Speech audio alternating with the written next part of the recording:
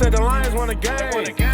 Man, we going all the way, baby. We about to celebrate. Welcome back to Great Lake State Football, episode 16, the only podcast in the state of Michigan discussing every level of football. I'm Vince. I'm Brett. I'm Kory.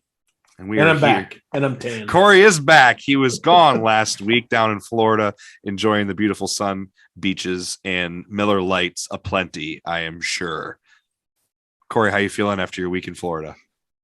As you become an adult, vacation isn't that enjoyable because when you get back, you have a ton of things to do for no reason, especially work-related things. So I feel good. My You liver's sound rested. so depressed. Jeez. Well, I'm just tired. It's just already been a long week, but I'm having fun with the boys. We're talking foosball, so it's not that bad. What better way to spend a Tuesday night than talking football?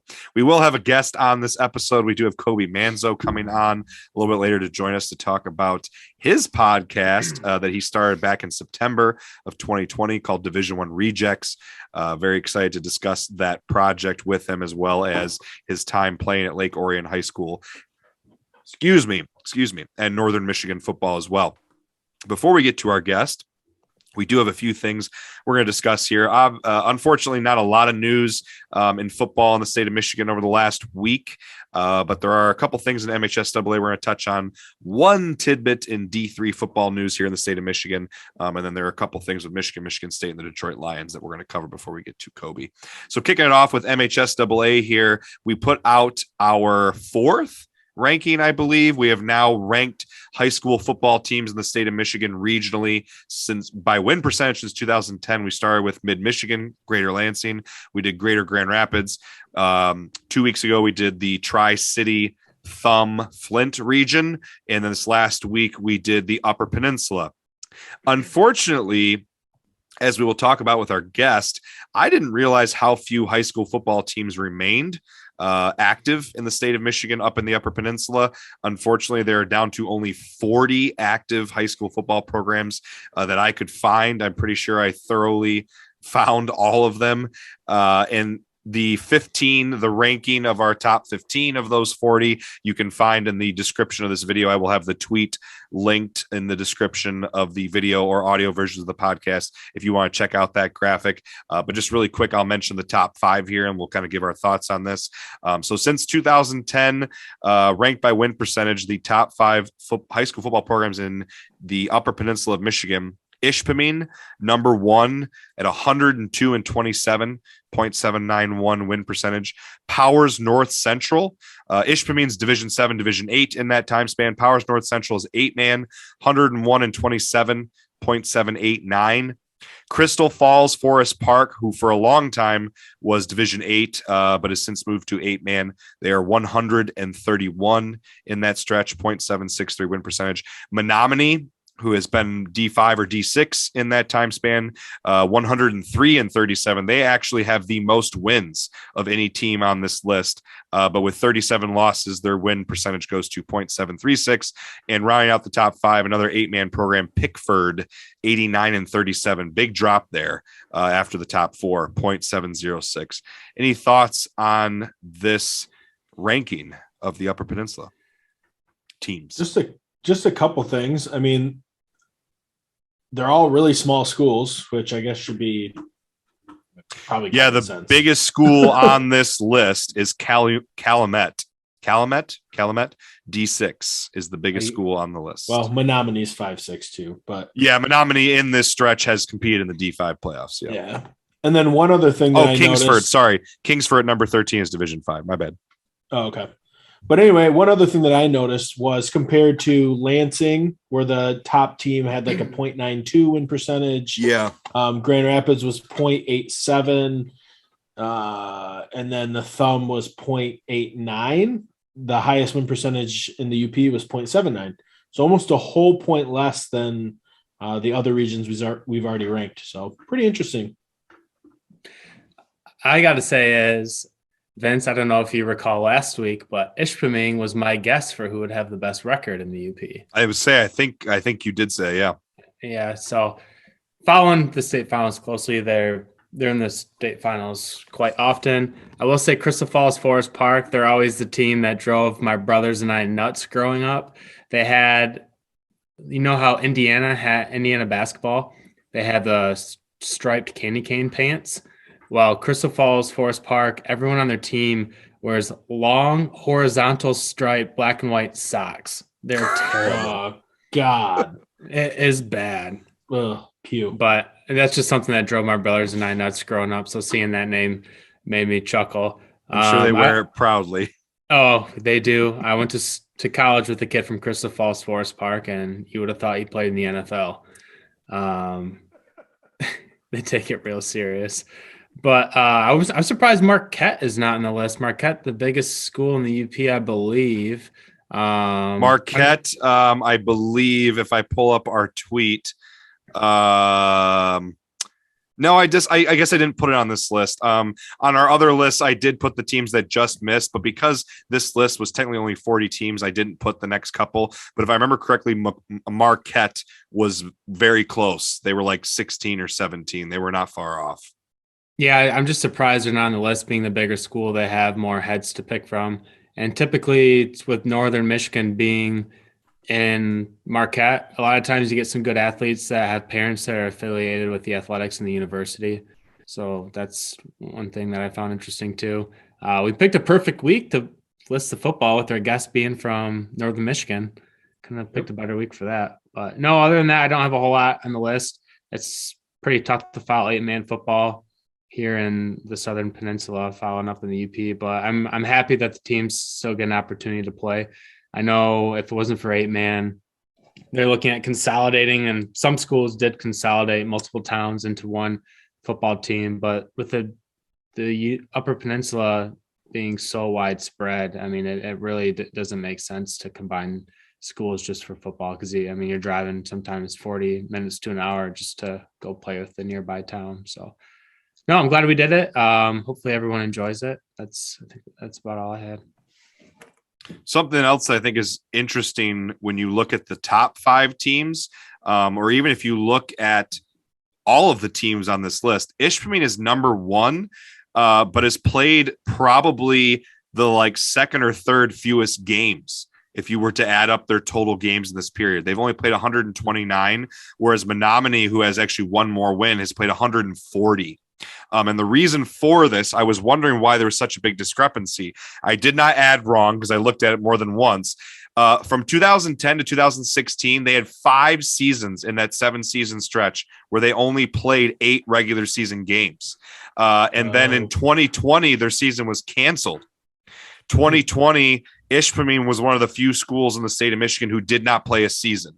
They technically played 2 games and forfeited them both. So actually, excuse me, I guess I should rescind that comment. They didn't play at all. They forfeited 2, and they basically did not have a team in 2020. So that's partially why. And then this last year in 2021, they only played 8 games again. So you think 6 seasons of only 8 games, there's 6 games gone right there.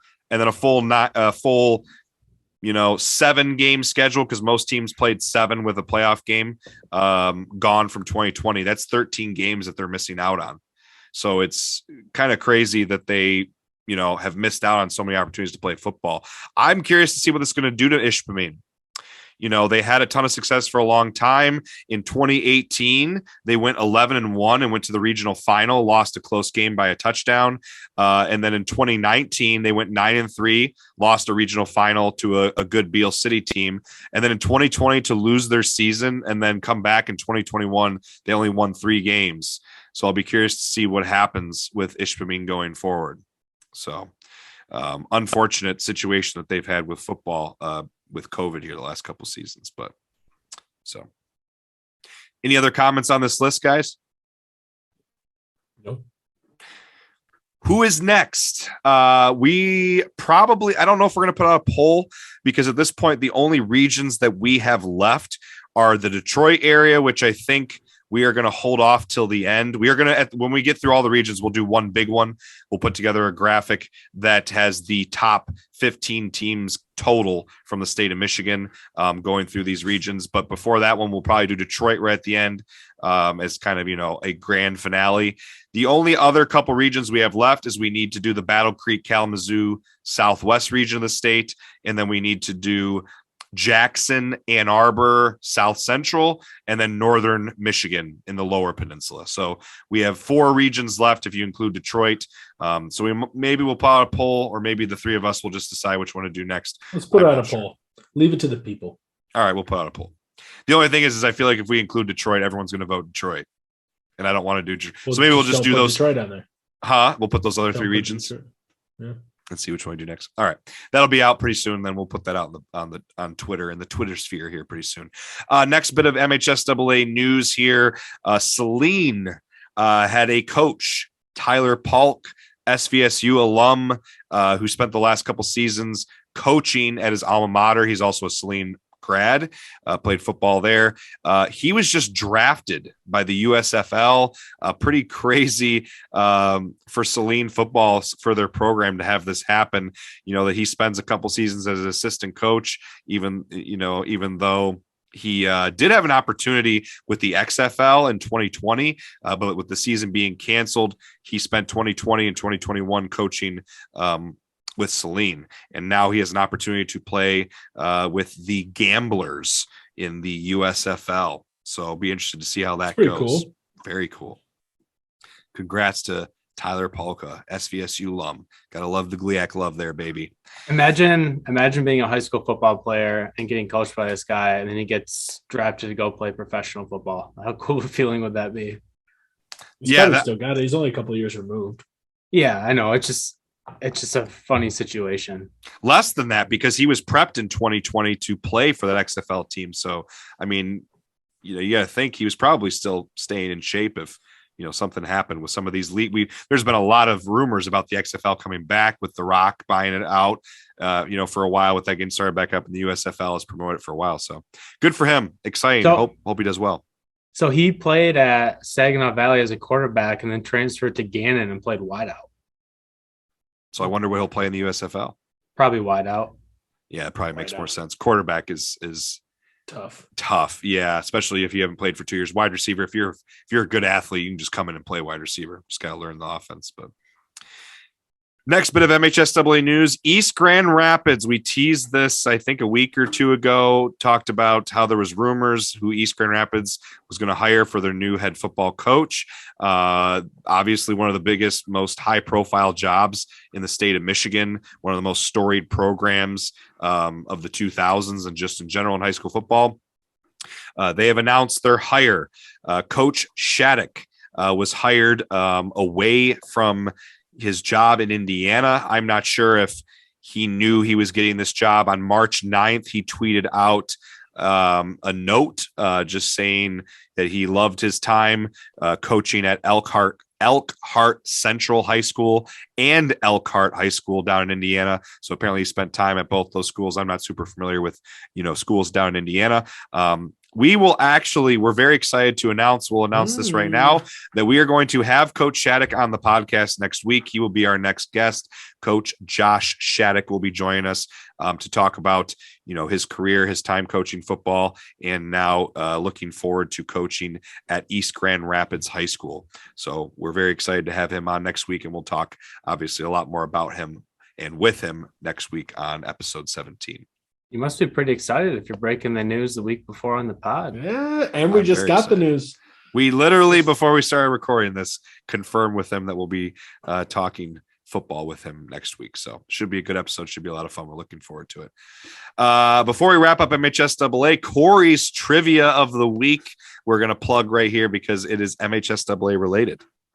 Yes. So with the NFL draft fast approaching in April, my question is geared around the 2021 NFL draft. How many Michigan high school football players were drafted in the 2021 NFL draft?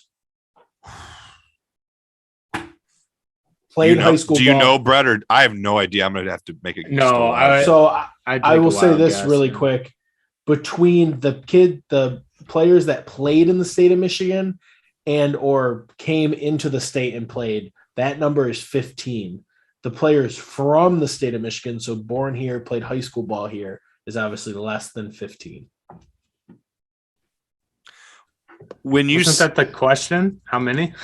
The question is how many Michigan high school athletes or football players were drafted in the 2021 NFL draft. When you say came here, you're talking about kids who moved to the state of Michigan to play high school football, or no. So the total number, like guys who came to Michigan, the state of Michigan, to play college ball, combined with the high school kids is 15. So the amount of athletes that were born and raised in Michigan and graduated from a Michigan high school that got drafted, what is that number?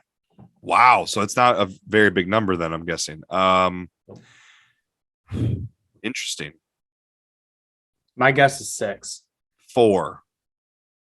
The number is 8. Oh, that's more than I thought.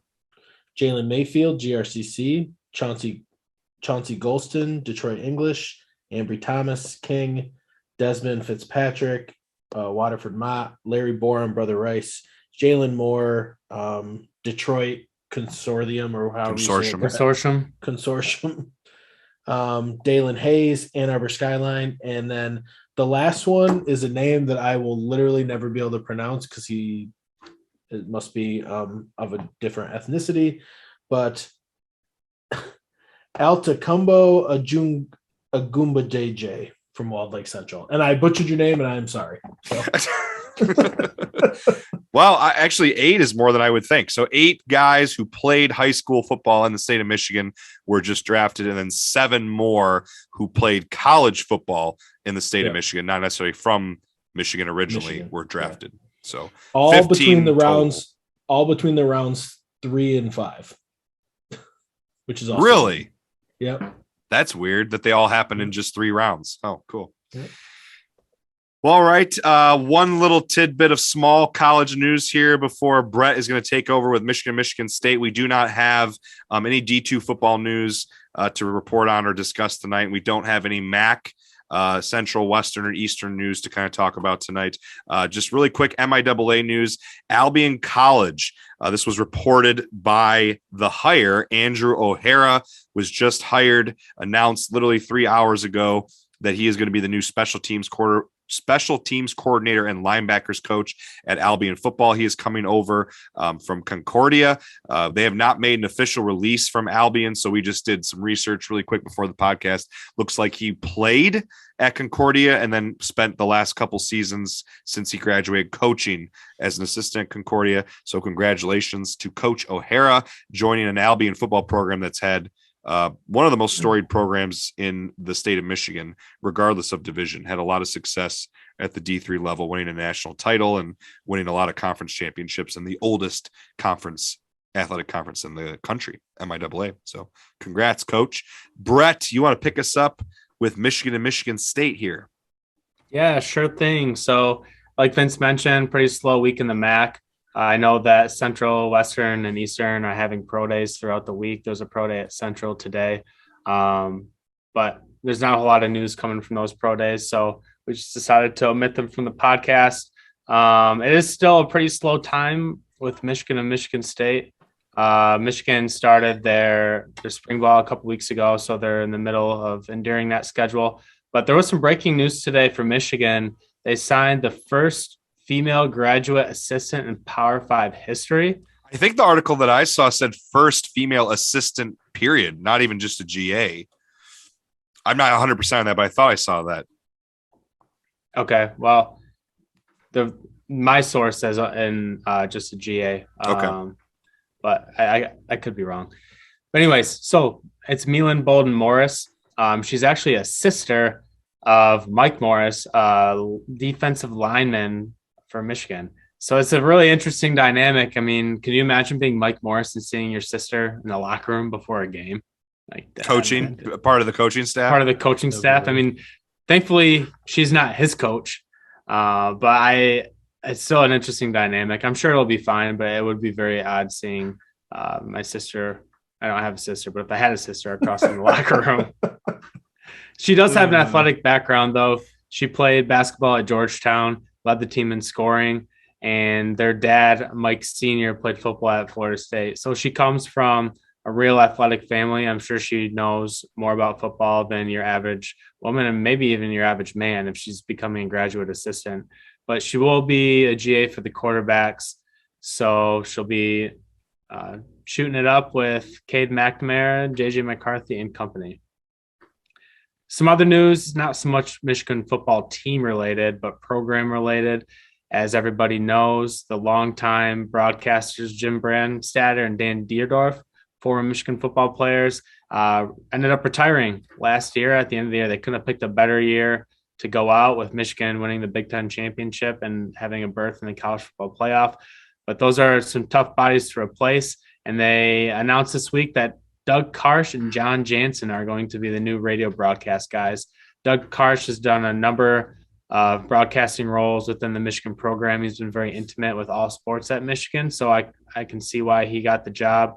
And then John Jansen started Great podcast. If you ever want to hear somebody get more juice for the Ohio State football game than players themselves, listen to John Jansen's podcast the week of the Ohio State game. You can feel his sweat and feel him breathing on you during that podcast. If you've ever heard his at the end of every podcast and game week, he does a pregame speech, and it's pretty entertaining. And he loves bacon too. He loves bacon. Just gotta throw that in there, bacon guy. They have a bacon fact of the day every single podcast. Different forms of bacon.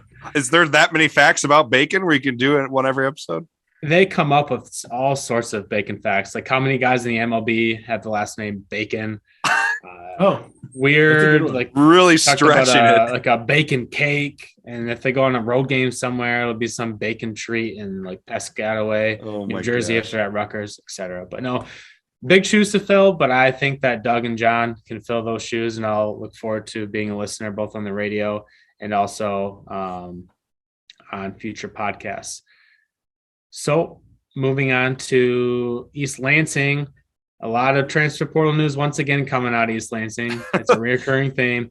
Ben Van Sumeren, linebacker, is heading back to the portal. This is interesting news because he used to play linebacker for Michigan for a few years before he decided to go to East Lansing, and now he's looking for a new home. Isn't his brother at Michigan State too? His brother, Alex Van Sumeren, is a 22 guy. I think he enrolled early, so there's nothing said about his brother leaving. But Ben is looking to find a new home. To me, it sounds like Ben is having some trouble getting along with people in the locker room where he's not seeing the playing time. Does this mean he's going to have to sit out if you transfer twice? No? No. Okay. Play right away. Sounds like somebody's a little upset that he's not getting any clock. It sounds like it. I was joking around with some buddies, and they're like, yeah, he should go to Hope College and play for James Ross, who's the DC at Hope College, who used to play with him, or maybe he was a little ahead of his time. Maybe Ben went on a visit and saw James Ross. He'll wind up at GV. I don't know if he's got enough felonies for GV. So I'm a GVSU grad. I can say that. Okay. Yes, I can. Some other news out of Michigan State. Jacob Isaiah, I think is how you pronounce it, is transferring to Fresno State. His name's been in the portal that we mentioned a few months back now, I think early January. And then also tight end Tyler Hunt, offensive lineman Matt Carrick, and punter Bryce Banninger are coming back for their 6th COVID year. That Bryce Banninger thing is huge news because at one point he was like finalist for what's the punter of the year award called again? The Groza? No, Ray Guy. Ray Guy Award. Yep. We had a Ray Guy Award winner on here. Yep. We did. Brian Anderson. I know a guy. Sorry. That's about it. In East Lansing, spring ball starts this week. So it was funny timing that Ben Van Sumeren decided to leave Michigan State the day before spring ball. Kory, what do you got for us, Detroit Lions here? All right, big week in Detroit. NFL free agency kicked off at March 16th at 1 p.m., but negotiations could start on March 14th at noon. So Michigan, Detroit Lions big signing, DJ Clark, 1 year, $10 million deal. Really talented wide receiver. Chark. Really talented wide receiver, was previously at Jacksonville, had a big year 2 years ago, had a mediocre year last year. I think he was also hurt for most of the year, but 6'4", 200 pounds, big guy. So can stretch the field, pretty awesome. They also re-signed Khalif Raymond to a 2-year deal worth $9.5 million. Re-signed Tim Boyle. So the Tim Boyle project is continuing, unfortunately. And they re-signed Alex Anzalone, who ended the year on a high note, who for all you Lions fans who remember, sucked really bad when he first came to Detroit, and kind of found a resurgence later in the year. Last season, another big signing was Tracy Walker to a 3-year deal, so he will be back. And then they re-signed Charles Harris to a 2-year deal. Charles Harris is an interesting one because he was a first-round draft pick who kind of flubbed early in his career, and then you kind of saw the resurgence of his career last year with a 7.5 sack season. And then 6.5 sacks his previous 4 years, I'd read earlier today. And he was a first-round draft pick, and he just kind of wasn't doing jack prior to last year. Normally it's the opposite that happens to the Lions. Normally a guy sucks in the Lions and leaves is good. So maybe Dan Campbell's kneecap biting was really getting him going. And then lastly, people going. Really gets people going. Sad to see it, but Trey Flowers was released, so saves us quite a bit of money. Trey Flowers was a big signing when we did sign him under the Fat Patricia regimen. I remember you being hype for that sign, and I was pretty excited about it too. It was a really good one. The one thing I always remember, a little anecdote with Trey Flowers, is hanging out at your house being pumped. I think it was Patricia's first year, pumped for the Green Bay Packers matchup, and how many freaking hands to the face call he got again and again, and they were phantom hands to the face. Oh yeah. Man. Yeah. How do you feel his career turned out at the Lions? Do you feel like you feel like he was a solid contributor, or was he kind of a disappointment? No, he's a disappointment. He was hurt for probably 3/4 of his career in Detroit. Look at our last note. He had his last 2 years, he got paid $25.5 million, and he only had 3.5 sacks. So pretty much we paid him $7.28 million per sack. That's one way to look at it. I mean, he wasn't a big sack guy in general. But when we got him, he was only 25 and he'd been in the league 3 years in New England. So You're thinking you're 25 years old and you've already played 3 years in the league. You got like your prime real estate just ready to go. So, but no, I'm excited. I think the DJ Chark signing is massive for Detroit. Absolutely. I think Khalif Raymond really finding his place is huge for Detroit, as well as the DJ Chark signing takes the Lions wide receiver problems, and we almost don't even need to draft one. That's how big of a signing that is. I think they can still draft one, but they don't need to expect him to contribute immediately. Correct. Yeah, we don't have to pick 32, 34. Doesn't need to be a wide receiver. So. Exactly. I think that, like you said, that Chark signing is huge. I mean, he's been hurt the last couple of years, but the fact that they only got him on a 1-year deal, and if he performs well, they can extend that deal and increase his compensation. I think it's a great signing, and I don't know much about him from a personal standpoint and how he is in the locker room, but he's not a guy like Odell that's going to come in and demand the ball. What's nice though is he had a 1,000-yard season for sure, and then 2 years ago he had like 750 yards. For the Jags though, I mean, you're playing like truly like the worst NFL team with Gunnar Minshew at quarterback. Yeah, exactly. So big signing. We'll see how it pans out.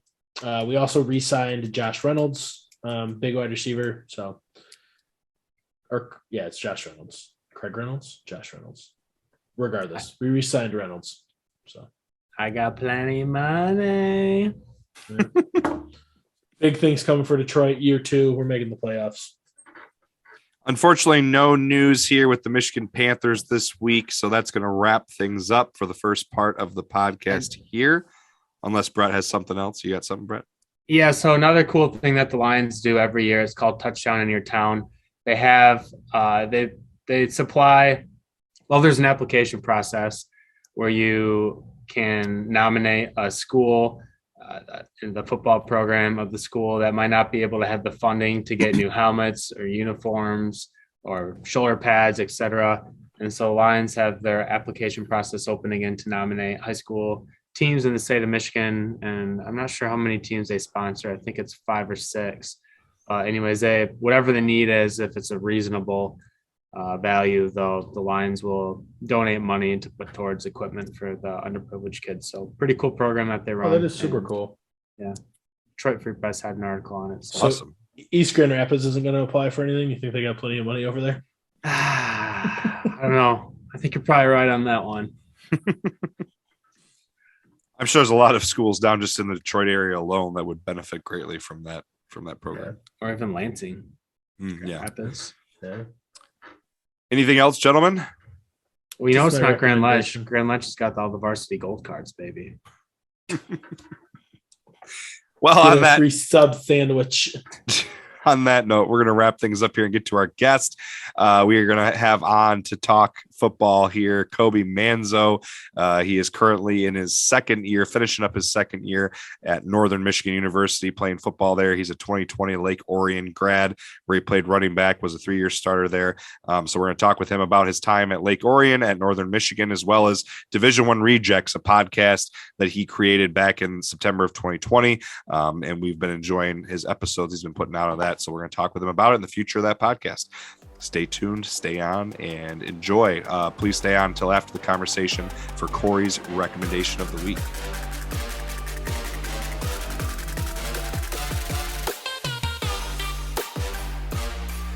We're going to go ahead and segue into the second part of the podcast here with our guest. And for episode 16, we have Kobe Manzo on the podcast. Kobe Manzo is a Lake Orion grad, class of 2020, running back. He was a 3-year starter there and the Oakland County rushing leader in 2019. Also an all-stater that year. He now is at Northern Michigan playing football up in Marquette and spending a lot of time doing social media and videography work for the program and for the school. And during the 2020 season, he created Division I Rejects, which we're excited for him to talk with us here tonight about having D2 football players discuss a variety of football topics. Kobe, how you doing, man? Absolutely fantastic. Thanks for having me on. I'm excited to talk about all that stuff. We're excited too, man. We stumbled. I can't remember how we found Division I Rejects. I don't remember if I found it or Kory or Brett did first, but whoever found it first, I was like, man, this guy had a great idea for a podcast. I was like, what a cool idea. We just kind of stumbled upon, I think on Twitter, someone I think shared your page or retweeted something and started to watch some of the episodes. And I love it. I'm excited to talk with you about it. Yeah, I appreciate that. And it was like going through so many different names. It was initially going to be called D2 Dorm Talk or a couple other things because, it did start in my dorm room actually in September of 2020. And we bounced around and I thought, D1 Rejects, kind of a self-aware name. We're all guys that got snubbed from that level of football. We're either a couple inches too short, a couple seconds too slow, or in my case, both. But that's just the type of guys that we are. We're passionate about the sport that we play at our level. So we've been super fortunate to have everyone from JUCO to D3, NAIA, D2, FCS, FBS, and onwards. We've had every level of football represented on that podcast, and that's what it's all about, man. We've had a blast. I love it. Well, we're gonna save the talk for that a little bit later. I kind of want to we're gonna wrap up the conversation with Division I Rejects. Going to kind of dive into a couple other things here before we get to your podcast and your endeavors with Division I Rejects. Kind of want to touch on Lake Orion football first. One thing that we enjoy talking about with all of our guests is their time playing high school football. Pretty much every guest we've had at this point has been a state of Michigan high school football player. At some point in their career, haven't had a chance to talk to anyone out of state yet. Not sure if that'll happen or not. But playing at Lake Orion, and actually when Brett and I were seniors, our senior season was 2010. So we remember watching your Lake Orion Dragons win the state championship back in 2010, program that's had quite a bit of success in the 21st century. Obviously, your senior year was probably one of the better years in the last 10 seasons. I think I saw it 9-2. That was the best record, I think, since I think there was 2012 was a semifinal run that Lake Orion had. So do you want to kind of talk about your time playing there and maybe talk about, some of the the ebbs and flows, the success in the program. And obviously, I'm going to put it out there. I mean, you guys play in one of the toughest counties in the entire state for high school football. So that's obviously, that's a tough place, tough conference, tough area to try and compete in football. So if you can find some sort of sustained success, obviously it doesn't come easy. For sure. And that's exactly what I was going to say is if you look at our league, it really is the toughest in the state. You talk about guys that go play at the Division I level. I remember playing West Bloomfield my senior year. You're looking across this other side of the ball and you have kids, here we go, this guy, Michigan, Cincinnati, Notre Dame, Virginia. You're like, what are we doing? Like I'm playing at the highest level. Linebacker and I are playing Division II football. And we got a couple of guys scattered throughout playing some MIAA and D3 ball. We're just a couple of dudes that kind of get together. We have a good time, and we were really passionate about it. But when you can stick with those type of teams, that just goes to show how important the culture and the structure of your program at that level is. And I got to play under Coach Bell for just about half of my freshman year when I was pulled up to that varsity squad. He was obviously the one to coach that state championship team, and has since returned now. As I don't know if you've seen, he's come out because he took the athletic director job. And now is back to coach football as well. So big things to be coming from my Lake Orion boys I see in the future. But as far as my team goes, my sophomore year, go 3-6. We changed head coaches. John Blackstock, who I'm still very close with, absolutely love that man to death. We still talk very often. And after that 3-6 year, everyone kind of looks around and is like, what are we going to do? What's going on? Come back the next year, a little bit better bond with the guys. You bring in some skill players, but in-house, right? You don't have to bring anyone in from the outside and, improve a little bit and then go off in that senior year where we were just clicking on all cylinders. And that was high school football. And there's nothing like it, man, especially when you're winning games. It makes it that much better. I always remember watching Lake Orion in 08. That 08 team was good too. They played Rockford early in the year. I want to say at the Big House. Yeah. And then we played Rockford, lost in the playoffs, and then I went to the Rockford Lake Orion State Championship game. Yeah, their first and last game of the season were both against Rockford. Yeah. Pretty crazy. Yeah. Yeah, because we played Rockford. Grand Ledge played Rockford in the district championship that year, and they smoked us. Got our cheeks clapped. We were undefeated. We were 10-0 and hosted them. And the only reason we got to host them, Rockford had one loss that year to Muskegon, who won the Division II state championship. When Muskegon was still in the OK Red at the time. Just an unbelievable, a lot of talented football teams, being mentioned right there at that time. But just to kind of give some people an idea of some of the teams you're playing, if anyone's listening has any idea, about Michigan high school football, I mean, just to kind of run through some of the teams you guys play year in and year out. I mean, your senior season in 2019, you played Lapeer in a non-conference game, which is a team that we talked about, I think last week or a couple weeks ago, how they've only been around for 7 years, but they've had, I think, one losing season in their, less than 10-year program history. Southfield, Rochester Adams, who just went to the state championship, Oxford, West Bloomfield, Bloomfield Hills, Rochester, Clarkston, Monroe. I think every one of those teams except maybe one was Division I high school football team that you're running through in your schedule. Week in and week out, on top of seeing, these very talented players that are going to play at the next level. Was it just all around the competition? It was like every week were you never going through your schedule in high school football and going, oh yeah, we've talked with some guests like in high school football. Oh, that's a win. That's a win. Pretty much you're going through a gauntlet and you're just trying to get as many wins as possible to make the playoffs and see what happens. Is that, kind of the experience with playing in Oakland County? It's exactly what it is. And it relates really a lot to the GLIAC, our schedule up here in the GLIAC at Northern, not to, go off to there too quickly, but that's really how it is. Once you get into that conference play within the OAA Red, there is no off week, going right from a Clarkston to a Rochester Adams, to a West Bloomfield and Southfield, those teams, man, whether it was very talent heavy or some teams like a Rochester Adams or an Oxford that you knew were just going to come out and be the most physical guys on the field, right? And just like that type of battle, you knew you're going to be in for it. Every single Friday, you knew that you couldn't just go out there and walk away with it. So we were definitely built very well for that. We had a lot of guys, like I said, our talent was not through the roof on our team, but our guys wanted to play and wanted to win, I guess, more importantly than anybody else. So that league has made me into the player that I am for sure. And it's done so for so many other guys, because that's, that, as you guys know, that's the best way to get better, is to play with that type of competition. And I would say that's something that hurt us, just to chime in, Vince, that hurt us at Grand Ledge. Yeah. Is that we don't play Division I teams. We play one division. Well, we probably play 3 Division I teams a season, but only one of them's in our conference. Yeah. And it would hurt us by the time we got to the playoffs and would play a team like a Rockford, or we'd play a team like a Brighton, or we just didn't really see teams of that caliber until the playoffs, unfortunately. Totally. And we've got our fullback up here, Kyle Saar. He graduated in my class from Lapeer. So we got them my senior year, because we had lost to them in the Big House the year before. Ended up going out there and winning at Lapeer my senior year. So I still rub that in his face every time I can. But well, you'll have to tell him I'll be coaching against his alma mater this fall, because Grand Ledge just scheduled Lapeer for a non-conference home and away matchup starting this fall. I think we get them at home first. Man, playing on that gray turf was ridiculous. They have gray turf? Oh, man. Light gray turf over at Lapeer. I remember every time getting hit and tackled, I'd get up and I thought I was concussed just looking at the field. It was the worst feeling in the world.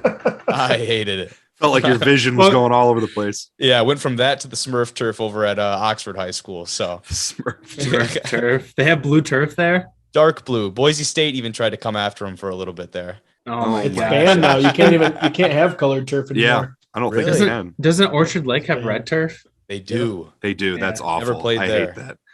Oh, I've seen pictures of it. That's like Eastern Washington University's field, just bright red. Going back to something Kory just mentioned before we spend too much time on high school football talk, because I do want to talk about Northern Michigan and the GLIAC, but that is an interesting makeup. I don't know how often, Kobe, you've talked about this with any of your peers in high school, but something I always talk about with Brett and Kory here, the makeup of high school football in the state of Michigan is super bizarre in that regard. How you have us and Holt are the only 2 Division I football schools in the mid-Michigan area. Grand Ledge, us being Grand Ledge. And then on the west side of the state in the Grand Rapids area, there's about, if you count the 2 Kalamazoo schools, Kalamazoo Central and Loy Norrix are technically both Division I, but they just never make the playoffs.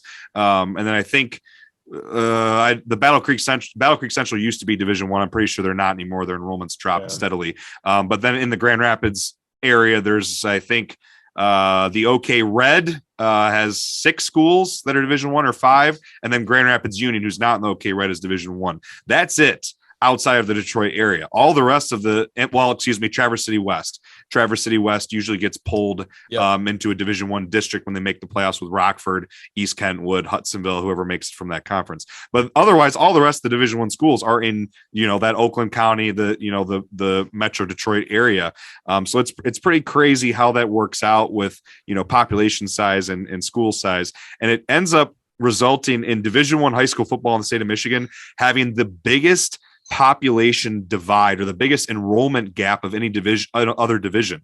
Grand Ledge, for example, this year had an enrollment of 1,600. Then you look at someone like Howell or Grand Blanc, who have nearly 3,000 students. You don't see that in any other division. It's a very interesting kind of format that we have here for high school football in the state. It just kind of shows you how many small schools we have. And I'm sure you're kind of privy to that a little bit more now, being in the UP.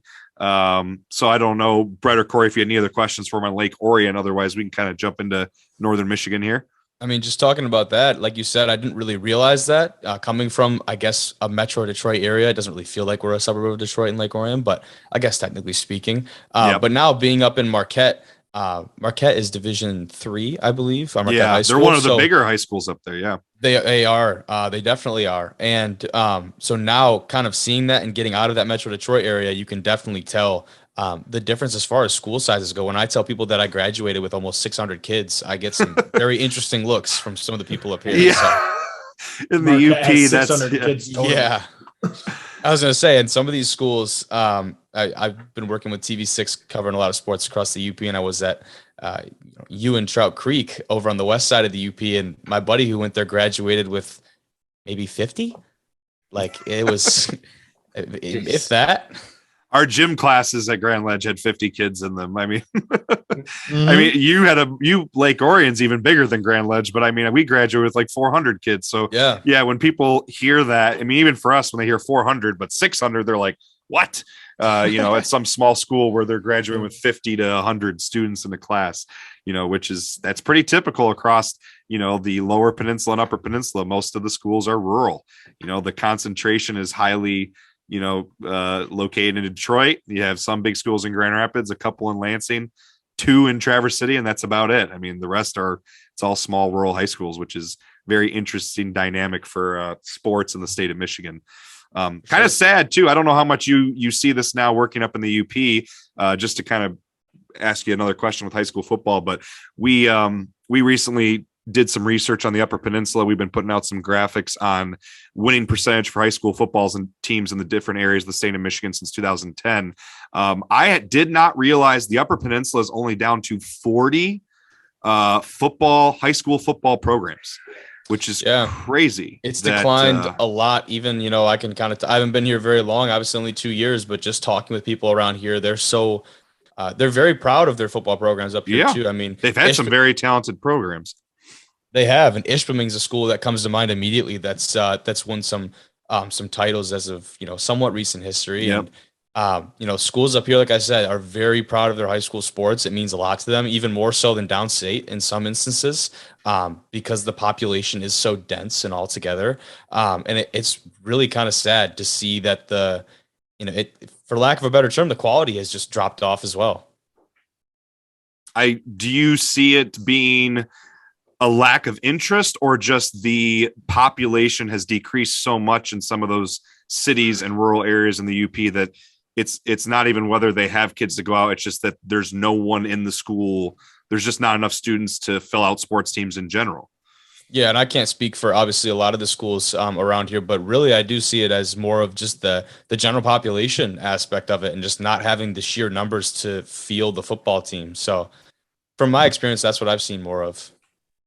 Yeah, and that's where 8-man football, whatever you want to say about 8-man football, its place in high school sports, it is a savior for some of those programs that, they don't want to give up football, but they can't really play traditional football. They just don't have enough kids. So it is pretty cool that's, been kind of an outlet to keep the sport going, to prevent it from just dying. As we're going to talk about GLIAC football here in a little bit. Tony Anise gave a speech.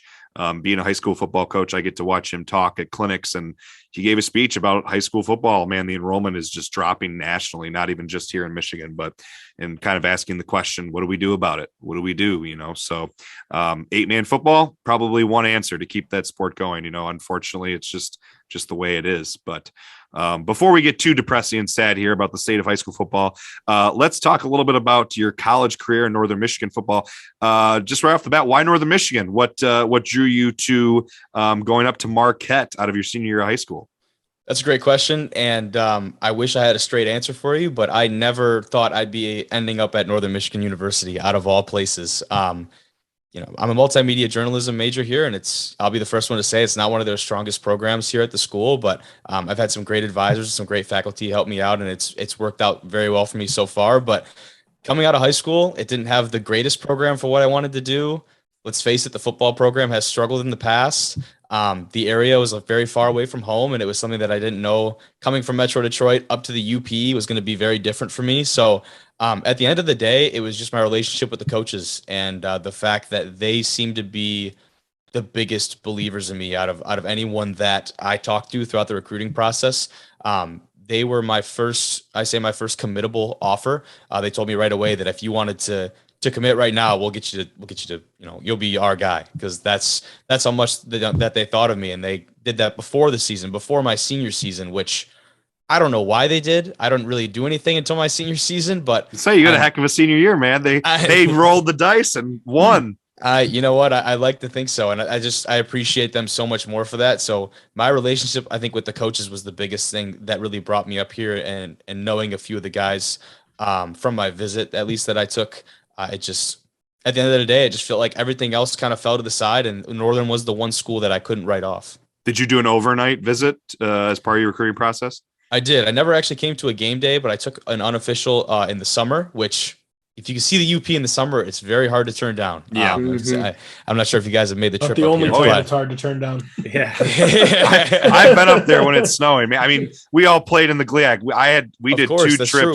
We did 2 trips to Michigan Tech. I got to my redshirt freshman year. We played at Michigan Tech, and I was fortunate enough to make the travel squad. It was a 14-hour bus ride from Hillsdale, but I mean, I've seen it in the snow, and I've seen it when it's summer. It's a beautiful place, man. Houghton is a different breed. I've been up there 3 times in the last month, just covering some Michigan Tech sports for Channel 6. But it's, like I said, coming up here, I really fell in love with the area, and it's definitely changed my outlook on a lot, and it's changed my interests as far as, what I'm into. I never thought I'd be just bought myself like a stand-up paddleboard, and I want to go do these overnight backpacking trips. 3 years ago, who is this guy? I don't know. So it's been great for me so far, though. Really enjoyed it. I'm resentful of Northern because we opened up my senior year, my 5th year at Northern, first game of the year, probably going to be one of the few nice games of the year, being early indoor. September. Yeah. We played indoor at Northern at 7 p.m. You guys did a night game up there? A night game at Northern. I didn't think they scheduled night games. The Northern coach never heard of that asshole, and then we beat them, and then we didn't get home till 5 a.m. Oh my God. Didn't stay overnight. Went right through. Went right home. Let's say unreal.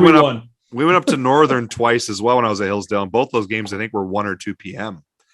There were 1 or 2 games. We didn't ever play that late. That's a long weekend. Holy crap. Yeah. That's wild. So I love what you kind of brought up there with your reason to go to Northern Michigan, because I think you're kind of touching on something that now being a coach and working with student athletes, I always try to advise to any students that discuss, their decision to play college sports is go. And this was a piece of advice that someone gave me when I was in high school, when I was trying to decide where I wanted to go where you're wanted. Don't go there because of the school. Because if you go there just because of the school, you may not end up sticking out with sports. If we're just talking about sports, playing college sports, if you want to go to the school, great. But if you want to have a career, with a sports program at that school, go where you're wanted, go where you like the coaches. Now with Division I football, that might be a little tougher to say with coaches leaving left and right. But I still think the go where you're wanted thing can, holds true across all levels, especially, at Division II football. Totally. So that was really your biggest draw on top of, Coach Nystrom, it sounds like was a big draw for you as well, which we talked a little bit, I think before the podcast. Coach Otterbein, immediately when I did my visit at Hillsdale, some of the assistant coaches and Otterbein were a big draw for me as well. What are your thoughts on Coach Nystrom? He's had quite we were talking before we started, he's had quite the college football coaching career. The dude has been everywhere, and he's got all the stories, and I will listen to every single one of them. He's hilarious, and on the field, he's tough. He can be in your face at times, but it's all about wanting you to be the best version of yourself. And I take that style of coaching very well. And our coaching staff finds great ways to get the most out of our guys, and I think it'll definitely show this upcoming season. But like you said, I mean, just knowing that the coaches wanted me here a lot. A great example of that is, I didn't play my freshman year. We had COVID, and my career took another turn as the first day of fall camp, about 20 minutes into our first drill, I made an interesting cut and blew out my knee actually and tore my ACL lateral meniscus. So I was actually just cleared just a week ago. You tore your ACL and lateral meniscus? You did the same thing I did in college, man. No way. Vince is from cutting because he doesn't know how to Mine was from kick. Mine was kick return against Saginaw Valley, and I got tripped from behind. So still pretty bad, very unathletic of me. But that's tough, man. I mean, I've yet to take a snap, which is why it's so crazy. If you would have told me out of high school that I'd go, play college football and not see the field for at least a minimum of 2 years, I would have said you were crazy. Whatever, I walk on at like Michigan State or something. Like, what am I doing here? But just going back to my point, like I have not played a snap for these guys, but they're still with me. They're still, just as engaged as when I stepped on campus, and I'm hoping to make a big impact for us, come fall. I was just cleared last week, and today was my third practice of spring ball. So getting back into it, but it's still got a good way to go. That's good to hear, man. Brace or no brace guy? No brace. Yeah. Yeah. So that's I try to brace for a bit, and it's it's very hindering. You feel like I don't want to think about it at all. Yeah. I want it to, as soon as I get the ball, coming out of the backfield or catching the ball on a little swing or whatever, I want my mind to go anywhere else, right? I don't even want to be thinking about it, because that's, as you know, I mean, sure, that's where you can get yourself hurt. As you're thinking about it, you're not going 100%, and I gotta focus on that. Yeah, being a running back too, that sounds miserable. You hardly ever see running backs wearing a brace anymore. Mm-hmm. It's tough, and I mean, I don't know how much you guys have seen my film at all, but I'm not a guy that really does a whole lot of cutting either. I'm a very straight line guy. Run you over. Yeah, the 90% of my you tried to cut. Exactly. That's the sign right there. I got to stick to what I'm good to, man. But 90% of my usage this fall will be in between the tackles, and I couldn't ask for anything better. That's my favorite. You're a man that likes contact, huh? Absolutely. I wear number 40 for Mike Allstott. If that tells you enough. You got the crossbar face mask Kory going too?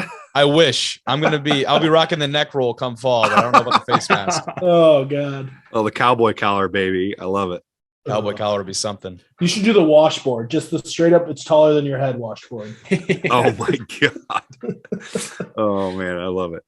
Well, keep it on track here with Northern Michigan football for a little bit longer. We'll get to COVID, because I do want to talk about your freshman year and kind of what that experience was like, because I know all college football athletes and all athletes and all sports have, probably a unique perspective of trying to deal with the, the COVID protocols and navigate that strange year. But before we get to that, because I think that'll transition us well into our final topic on Division I rejects, GLIAC football. We discussed this a few episodes ago on our podcast. I haven't had a chance to listen to every one of your episodes, so I don't know if you've had a chance on Division I rejects to talk about this, but GLIAC football, not sure what's going to happen with it. When we were in the GLIAC, in 2010 to 2015, that stretch, at one point there was 14 GLIAC football teams. There was 2 divisions. There was a North and a South. There was a North and a South division champion. Pretty much the South was the Ohio schools and the North was the Michigan schools, because there was enough to do that. Now it's down to, I think with Northwood leaving, I believe it's 7 total remaining, if I remember correctly, if I counted up correctly. So I'm not sure if you're privy to any rumors. We talked to a guest from Northwood a few weeks ago, and he's heard some whispers and some rumors, but don't know if you're privy to anything that's going on with the future of the GLIAC. We've only heard rumors, but are you aware of what's going to happen with you guys having to now schedule 4 or 5 non-conference teams? The daunting task for athletic directors and athletic programs to try and do that. It's tough, man. Because I run our social media accounts for Northern football. So I actually just got our official schedule today. And it hasn't been released yet, so I can't give you too much there. But as far as that goes, the rumors are around every year, especially, when you're talking about schools like a Grand Valley, or now that Ferris State has had the, continued success that they've had. Grand Valley is obviously in a much different situation where they've got 25,000 kids and they have the structure and the money. Yeah, they're the 4th biggest school in the state, I think, 3rd or 4th. They've got to be up there. But, as far as those 2 schools are concerned, it's, every year that people are talking about it. And then as far as that goes, you can go one more step down the ladder and say, if that happens, then where do these schools shake up? And then, us and Tech up here in the Upper Peninsula, we'd probably go and join. Is it the Northern Sun? I want to believe is the Minnesota League to the west of us. Yeah, that's a really good conference too. That's like an 8-hour drive to Minnesota from up there. Yeah, it is. But when you're talking about going downstate, it's pretty comparable to some of these schools that we're heading to. So, it's been very interesting. But at the end of the day, I don't think anyone knows as far as outsiders go. So I'm really excited. Tomorrow night on Division I Rejects, we've got Cam Trudell, one of the associate commissioners of the GLIAC, coming on to talk hopefully a little bit more about the future of the league, and maybe I'll have some more answers for you then. But right now, it's all rumors. I'll be looking forward to hearing that episode. I think these rumors just get fabricated by anyone and everyone. So I'm not going to believe anything until I see it, officially out there on the internet. But teams are going D1 left and right. I mean, they just keep popping up every day that, hey, we're going D1. I mean, not anybody in the state of Michigan, obviously, but you were Wisconsin. You shared out on Division I Rejects Twitter. Your tweet about Lindenwood was the first I saw. Like, oh shoot, like that's kind of a big deal. Part of it, I think, because Very. Lindenwood's in the GLVC with Indy, and Grand Valley had just beaten them in the playoffs. So a team that has had some success and plays in a Midwestern conference. So for them to make the jump to FCS, very interesting. And maybe a team that, not to cut you off there, but a team that Saginaw Valley has on the schedule for this year. Currently, I don't know if they've changed that, but they were planning on playing Lindenwood and Bowie State as well. So 2 playoff teams to open their season. I talked with their offensive line coach about that. So I actually haven't looked to see if their schedule has changed or if they're still trying to keep that matchup. They will. Okay. Yeah. I don't, because they wouldn't make that move right away. They would probably need a couple years to transition, I would imagine. That's what I thought North too. Dakota State. Yeah. So anything can happen. What'd you say, Kory? True. Ferris played North Dakota State, so anything can happen. I do remember that, and it was not a pretty game. But which is something to kind of to stay on topic here. If teams did make that move, I would be curious to see how competitive they would be. You know, you take a Ferris State. However, at the time when Ferris State played them, that was 2012, I think, or 2013. It was one of Anissa's first seasons there. They are they were good at the time, but they're even better now. So I don't know if they'd probably still get beat. North Dakota State's very good, but I don't know if they get smoked like they did that time. Agreed. And I think, obviously seeing those guys play, I made the trip down to Big Rapids to watch those guys play. And Jaron Bernhardt was absolutely phenomenal athlete, as you guys all know. You've seen him play. But the unsung hero and the reason they were so successful to me was, I would say offensive line, but was their offensive lines plural? Yeah, like offensive lines. When our defense is out there, it's like hockey. It's like hockey rotation. A line shift. It was a line shift. When you can take out your 5 starters and bring in a whole nother cohesive group of linemen, and the level of talent goes from here to here instead of dropping off like that. Who's going to stop you? And they found out the answer is nobody. Nobody. We tried to do that at Northwood, and it went from like here to like my basement. So you got to have insane depth to be able to do something like that, and buy-in from guys. Yeah, sure. Trust. There's got to be a great level of trust. And to be able to do that at the Division II level, you would expect a Division I. I know Michigan State was trying that under Mel Tucker a little bit this year, rotating offensive linemen, but they more did that because I think they were having trouble finding a solid lineup. Ferris State did it because they could, because they had so many good. Because they wanted to. Ferris State, their quarterbacks too. They played 2 quarterbacks this year. So 2 quarterback system with Malik Mitchell coming back. Yeah, that's incredible. So I think the talent is there with Grand Valley and Ferris State. And I'd be curious with Wayne State, because the other thing about making the jump to FCS, going up to the next level, is not only having talent and success, but also school size and money. It's funding, about money, funding, to update and upgrade to make sure you're going to match that level of the sport, of the athletics that you're going to. And Wayne State is a huge university. They have Detroit. They're right on Detroit, lots of money there that they can tap into. So I'd be curious to see Wayne State, Ferris State, Grand Valley. And then what happens to some of the lower peninsula schools? You mentioned Michigan Tech, Northern Michigan, probably have to go to the Minnesota D2 conference, which is no slouch. I mean, you're going from one GLIAC, you're going from the GLIAC to another one of the best D2 football conferences. Yeah. So I don't know. I would be very sad to see that happen, especially since the GLIAC has been around for, I think, more than 4 decades. I was sad when Hillsdale left the conference. Hillsdale was an original member of the GLIAC. So to kind of see it kind of breaking up and falling apart, it really sucks. But that's part of sports. There's lots of change, and you're just always changing conferences, and money drives sports. So sure. 100%. If anyone's going to be sad, it's going to be Davenport, who just joined the GLIAC and started exactly. to become competitive. Yeah, man. Seriously. Oh, man.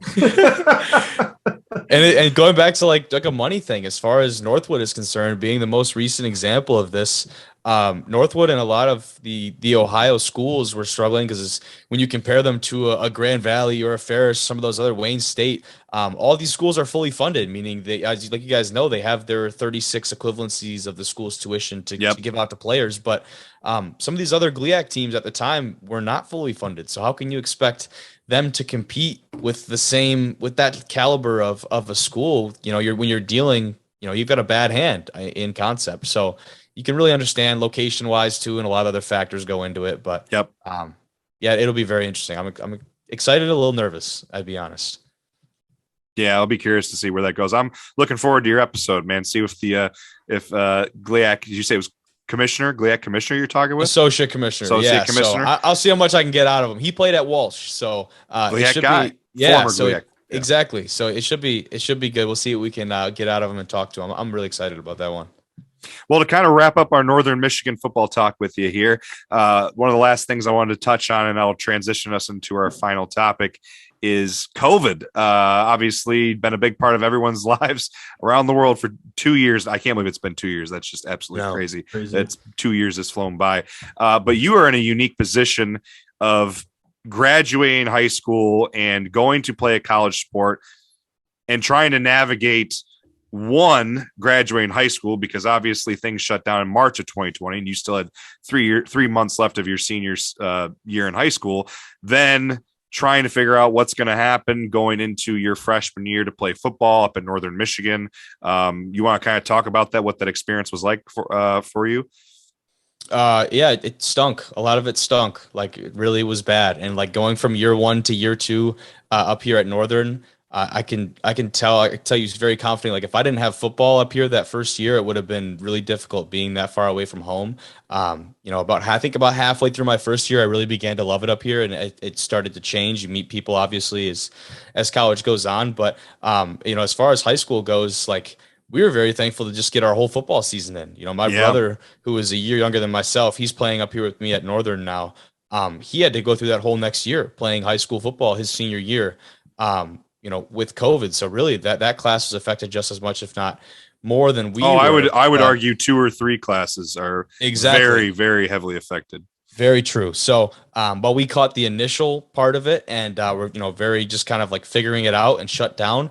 Like you said, we're not the only ones affected by that. So I'm reminded of that all the time. So, but coming up here to play a sport and trying to navigate that, it meant testing like 4 times a week at times if you're trying to get practices and lifting in, and we're lifting with these plastic sheets in between the rack, and everyone's got their own rack. Gosh. And we're wiping down the benches after every lift. And like I said, getting the deep nasal tests.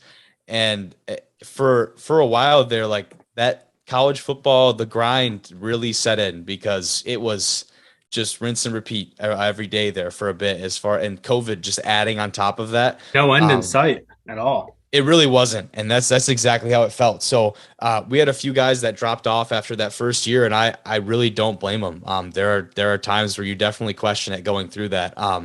But for me, there are guys who drop off in just normal. Either way, question it regardless of normal years. Exactly. With COVID or not, to have COVID thrown on top of it, I can't imagine.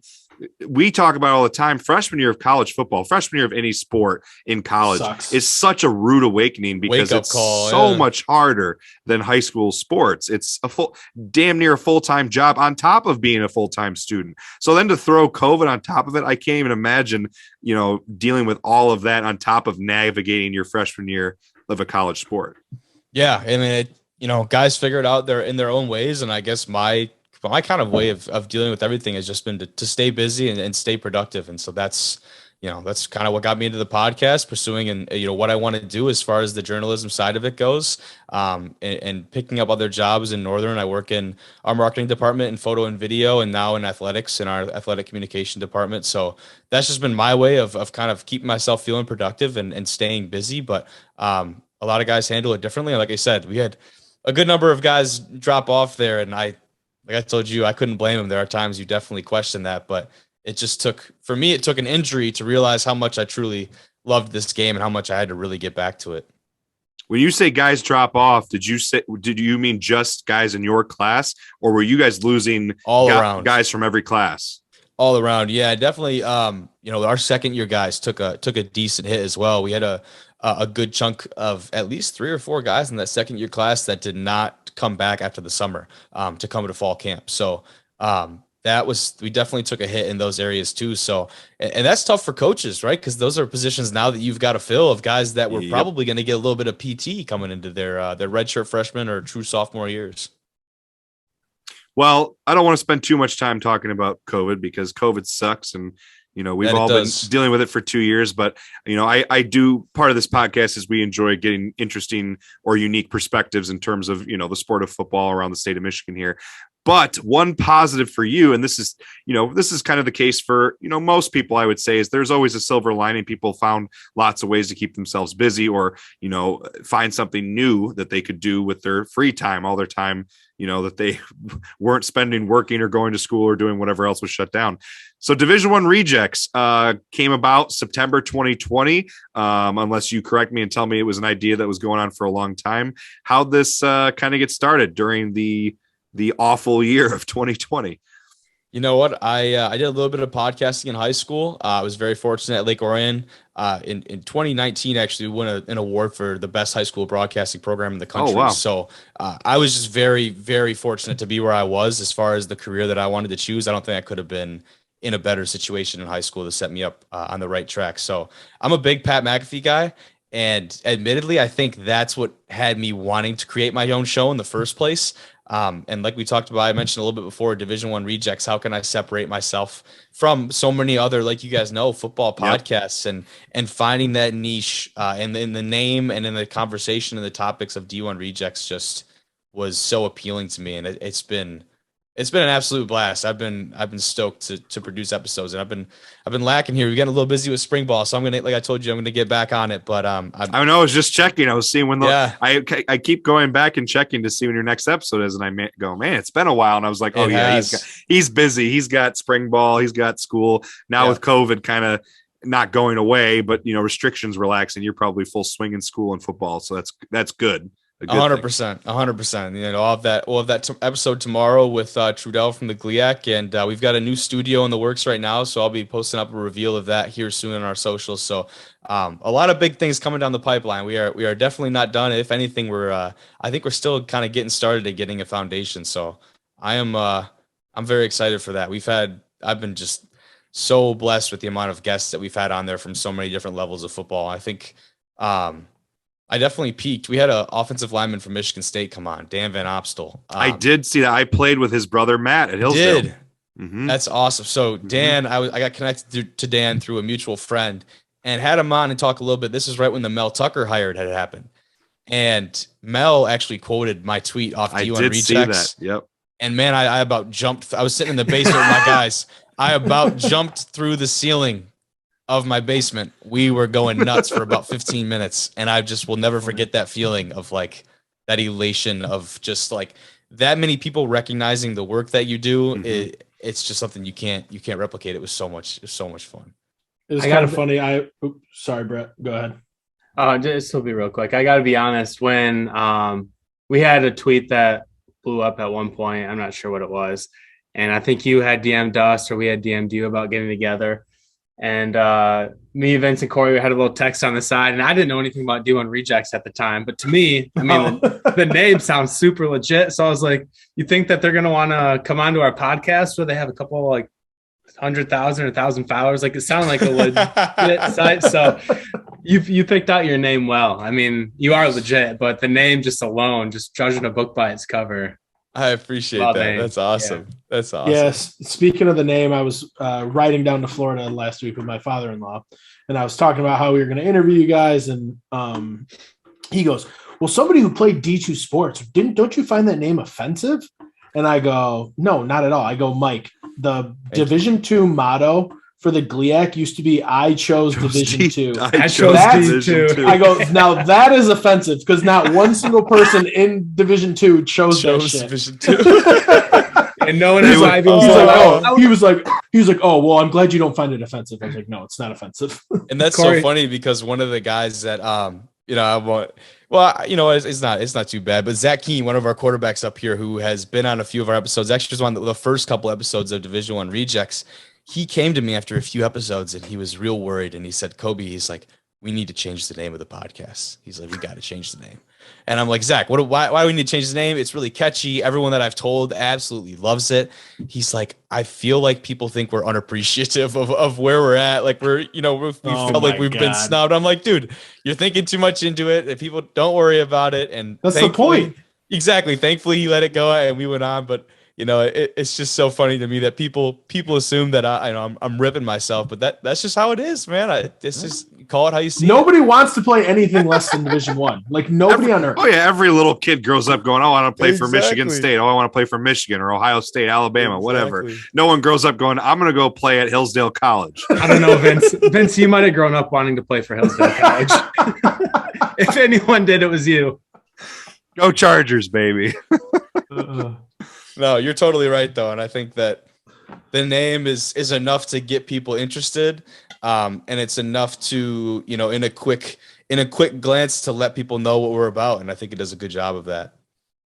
Well, and like you mentioned, I think at the very beginning when we started recording, you mentioned it's self-aware, it's tongue-in-cheek, but you also you're putting together a platform to uplift and kind of embrace levels of football, and that's kind of our goal with our podcast too, is uplift and embrace other levels and other areas of the sport of football that people don't really talk about or see as much. Division II football, there's a pretty close following, especially with the GLIAC, but it's not like everyone's paying attention to the GLIAC. The average football fan is probably not going to know that Ferris State won the Division II football championship this year. The average football fan is probably just watching the bowl games, the college football playoff, and whatever if they're in the Midwest, their Big Ten school. So I think it's pretty cool if, in the age of podcasting becoming such a popular form of consuming information, entertainment, people are always looking for another podcast they can listen to on a weekly basis while they're driving or they're doing chores or working out, whatever, that people, if they find, they're in the state of Michigan, find Division I rejects that they can, get some, if they're a football fan, they can hear a little bit about, football players and coaches and teams from around the state of Michigan. Or I think you've interviewed a few guys from out of the state too, I believe. A ton. A ton of guys. We've been great. I mean, we've had guys from, Iowa, Montana. We've had guys from Illinois, obviously, Wisconsin, Ohio, Florida. I mean, East Coast, West Coast, South, North. It's been all over the place. That's awesome. I love it. It. Have you had pretty warm reception and a lot of positive feedback from the players and coaches that have been a part of your podcast, or maybe just people have reached out who have been listening and been like, "Hey, this is awesome, man"? Yeah, I mean, the people, I mean, just especially from the people who we have on the podcast, the message that always seems to come back is that I never really had this opportunity before, and thank you for just allowing me to have that. And they just seem to really enjoy the experience. I had Northwood's defensive coordinator on probably about a month ago, Coach McMacken from Northwood, and he had talked to me afterwards and said, like, this is my first time doing any type of podcast. And I had to remind him, I'm like, when everyone gets on the podcast, the first thing I tell them is I usually try and crack a joke, and even if it's bad, it gets them laughing and it gets them going, whatever. But I tell them that this isn't a media day, right? Like, we're sitting down. The guys are usually like leaned back on the couch with the microphone in hand. Like, this is the furthest thing from a media day or a press conference that you can get. So don't treat it as such. Like, let's have a good time and talk some football. So, but yeah, that's the message that seems to come around every time, is that they're just very appreciative of giving what little platform I can offer them and just talking football. And, in general, football fans, if they're big enough football fans, are always going to be ready for more football content, for more people talking about football. That's my experience with people who love football, is even if they're kind of a casual fan, if they can find something else where they can dive in and, absorb it. And, part of it is that platform and having the opportunity is that, like you said, there's not media days for any other level of football really outside of major Division I. I mean, if there is, it's not being publicized or advertised or broadcasted very well, if there is anything like that. I know Ferris State, I saw during their playoff run, had like some post-game interviews, but it wasn't like ABC was interviewing them. They're it's more small, podcasters or D2 football pundits and talking heads who, they have a smaller following. So I think it's cool if, there's more platforms, more opportunities for, that level of the sport to get recognized. Do you have more plans to try and get like more D3 guys on? I know, D3, we talk about our podcast here in the state of Michigan with the MIAA, we have a very unique football situation here in the state of Michigan between 4 major Division I programs. You got now 2 D2 conferences with the GLIAC and the GMAC, and then you have 4 NAIA schools now, and then the MIAA is the oldest conference in the country. So do you have any more plans to try? I think you've had a couple D3 guys on, I believe. We have. Yeah, we have. And a few of them have been from the MIAA, and a few have been outside of that. We had Did you get a Whitewater guy on, I believe? No, I don't. Okay. I don't believe so. No, that can I remember. But we had a quarterback from Ohio Northern on from a few while back, and then we've had some other guys from the MIAA like an Albion or a Hope or those type of things. But definitely want to have more of those guys on in the future because, like you said, that those are storied programs and typically pretty good football programs, especially recently. So definitely more plans to get those guys on and more plans to get really players involved with the D1 Rejects name as far as potentially getting out and endorsing some of these athletes. So that's something down the pipeline. I don't know how far we get into that, but that's something that I've toyed with, and being a college athlete myself, would I have to swing through some hoops to make that happen? I don't know, but I've toyed with that idea, and I definitely want to just to get on that level with the guys because we're in a very similar situation as far as where I'm at now. So I feel like I can relate to them very easily. I got to ask you, Kobe. So obviously your niche is like D2 and whatnot, but who's the one guy that you'd love to have on your podcast? Ooh, that's a good question. The one guy. You know what? I really do feel like a Pat McAfee would be just sitting down with him and having a conversation with him would make my year. I think him or The Rock, man. If I could land totally different like sectors of media, but both of them are just, I think, at their core, insanely talented entertainers. And I mean that purely. You saw The Rock before the Super Bowl, and it was polarizing. People didn't love it, but yeah, we talked about that a little bit. It was very weird, corny, but it was fine. Corny, but that's what they come from. And you look at both their ties to WWE and professional wrestling, and that's what those guys are just at their core. They're entertainers, and they can command an audience. And I think having a conversation with them, and not only that, but getting to talk to them off camera would be so cool. So either one of those guys, I would arm and a leg for either of them. Who do you? I'll DM them. DM. Slide into the Rock's DMs. I had McAfee actually reply to one of my tweets on my personal account a while back, and similar reaction to the Mel Tucker tweet. I about fainted. I was working at the golf course, and I almost fell out of the cart. I love that. So you just talked about how you have the associate commissioner for the GLIAC coming on here this week. Do you have any other big time guests that are in the works right now that you're willing to talk about, or is that kind of like you go week by week and just see who you can get? It depends. Week by week is definitely sometimes how it rolls, especially with my schedule right now. But right now, I mean, not to where I'm working on a couple more guests as far as I should be getting a couple new offensive coordinators from the GLIAC to come on the podcast here in the next couple of weeks. So I'm working on the scheduling is the hardest part, as I'm sure you guys know, is just getting people for a time, especially when they're a full-time football coach at the Division II level. So if all goes well, hopefully you guys will be seeing some more GLIAC coaches on the podcast, and eventually got to get Nystrom on there. I still have not had Nystrom come and sit on the pod. Does he know about it? Does he know about the podcast? Totally. So I just got to get him to come chat on it because he probably talk for 4 hours. But tell a lot of good stories. Oh yeah, man. I couldn't believe when I was looking up his background that he has been as far around the country as coaching at TCU, Fort Hays State, coached and was a GA at Northern Michigan. Coach at Western Michigan. Yeah, crazy. I'd love to hear if you get him on. I'll definitely listen to that episode. It'd be fun to listen to talk about football. That'd be great. And I don't know if you saw anything about his dad, Buck Nystrom, but I did read a little bit about that. Yeah. Yeah. So Buck Nystrom, that has been, and not to go too much into it, but he just passed away this last year. So that made that season a lot more meaningful for him and for our team. And Coach Buck, who was here at Northern in the 70s, went on to coach at Michigan State and was the inventor of the fourth quarter program, which is our conditioning program. And you see everyone hold up the fours when they go into the fourth quarter across the country. And that's Buck Nystrom, who coined that action and that conditioning program that's now used by Nick Saban and the likes of Florida and Oklahoma and A&M and all these other places that use that. So he's a guy, his son, who is frankly overqualified to be a Division II football coach. But not only that, he's been raised by arguably one of the best coaches of his era in Buck, and just a guy that flew under the radar for a very long time, but has left a very large mark on college football as a whole. We definitely got to get him on, because it sounds like that would be a fun, fascinating, very interesting episode to listen to with him. Totally. Sure you already got a script with questions ready to go for that one. You know it. I'm ready for it, man. Well, you kind of already talked about, to kind of get to winding things down here, you talked about you have a studio in the works. You want to talk about that a little bit? What's the plan here with the studio that you're getting together?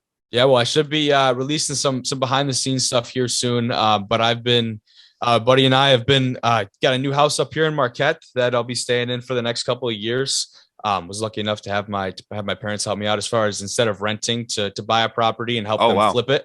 That way you can, especially with the market right now, if you can flip it and sell it down the line, or keep renting it out after I'm going out of school. But we converted what was a welding room basically in the basement into our podcast studio. And at first listen, that sounds pretty weird, and it is. It's 100% weird. But once you see the space, I think it'll totally make sense. I just want to have a great space to sit down with guys, and like I told you, to have very casual conversations. So it'll be nothing super formal, but it's going to look nice and it's going to sound nice. And I'm very excited to have a devoted space to produce work like this, as it'll just raise that professionalism up tenfold. So no egg cartons on the walls. None of it. Sounds like a perfect spot for a podcast in the UP, honestly. An old welding room. Isn't that right? True. Yeah, and that totally. So only thing maybe better than that would be like a sauna or something. So yeah, you need to get like a wood burning stove or something in the corner. We've got one in the basement. There you go. We got an old one. I might have to hook it up. Got to wear buffalo plaid. You're turned into a Youper through and through, man. I love it. Yeah, 100%. So you keep referring to some of the things you're talking about here at the podcast. You keep saying we. Is this becoming more of a collaborative effort, or are you planning to get more people kind of involved? I know most of your episodes you brought in, some of your teammates and some other friends of yours from around the GLIAC that have, been co-hosts or, spoken with you in conversations. Are you getting some more help from behind the scenes too? In addition, I know you have some professors, in your program who have helped you with the podcast a little bit, but in terms of the operations of it, is it going to be more collaborative? Yeah, well, I'd like to say, shout out to my guys, Drew Carpenter and Hunter Chambers. Drew's at Northwood actually right now, and then Chambers is up at Michigan Tech. And those are two of my best friends that been for such a long time. And we really got after it over the summer, as this last summer, as far as just pumping out podcast episodes. I mean, 2 episodes a week with 2 guests on each level, or each episode, excuse me.